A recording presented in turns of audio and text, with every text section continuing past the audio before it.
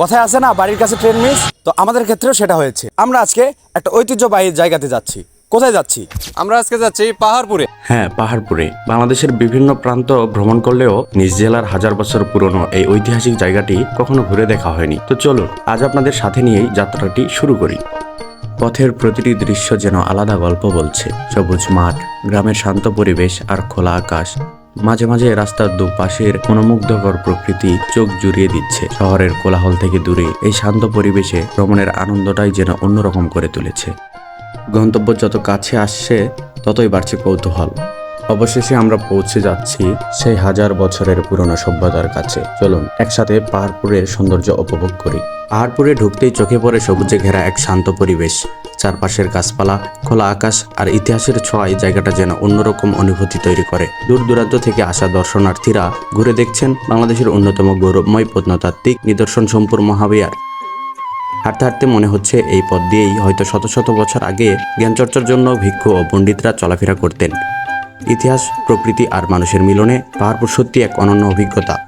আপনারা এখন দেখছেন পাহাড়পুর প্রত্নতাত্ত্বিক জাদুঘর, যেখানে সংরক্ষিত আছে প্রায় 1200 বছরেরও বেশি পুরনো ইতিহাসের অমূল্য নিদর্শন।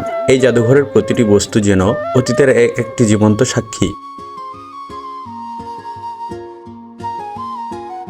এখানে রয়েছে সোমপুর মহাবিহার থেকে উদ্ধার করা পোড়ামাটির ফলক, অলঙ্কৃত ইট, ব্রোঞ্জের বুদ্ধিমূর্তি, পাথরের ভাস্কর্য, প্রাচীন মুদ্রা ও বিভিন্ন ধর্মীয় নিদর্শন। জাদুঘরের গ্যালারিগুলো ঘুরে দেখলে বোঝা যায় সেই সময়ের শিল্পকলা, স্থাপত্য ও সংস্কৃতি কতটা সমৃদ্ধ ছিল। বিশেষ করে পোড়ামাটির ফলকগুলোতে ফুটে উঠেছে মানুষের দৈনন্দিন জীবন, ধর্মীয় কাহিনী এবং তৎকালীন সমাজের নানান চিত্র। অষ্টম শতকে পাল সম্রাট ধর্মপালের প্রতিষ্ঠিত সোমপুর মহাবিহার ছিল দক্ষিণ এশিয়ার অন্যতম বৃহৎ বৌদ্ধ শিক্ষা ও সাধনার কেন্দ্র। 1985 সালে ইউনেস্কো পাহাড়পুরকে বিশ্ব ঐতিহ্যের মর্যাদা দেয়। আজও এই জাদুঘর ও মহাবিহার বাংলাদেশের গৌরবময় অতীতের এক অনন্য স্মারক হয়ে দাঁড়িয়ে আছে।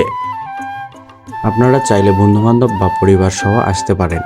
আমি সত্যি ভাগ্যবান যে আমি আমার বন্ধু ও ছোট ভাইদের সহ পাহাড়পুরে ঘুরতে আসতে পেরেছি। এই হাজার বছর পুরনো পাহাড়পুরের ইতিহাস আর পরিবেশ আমাকে গভীরভাবে স্পর্শ করেছে, আর এই স্মৃতিগুলোই আজীবন মনে থাকবে। ইতিহাসের এই নীরব সাক্ষীকে কাছ থেকে দেখার অভিজ্ঞতা সত্যি অসাধারণ। আজকের মতো এখানেই বিদায় নিচ্ছি। ভালো লাগলে ভিডিওটি শেয়ার করবেন। দেখা হবে আবারও নতুন কোনো জায়গায়, নতুন কোনো গল্প নিয়ে। ততক্ষণ পর্যন্ত ভালো থাকুন। আল্লাহ হাফেজ।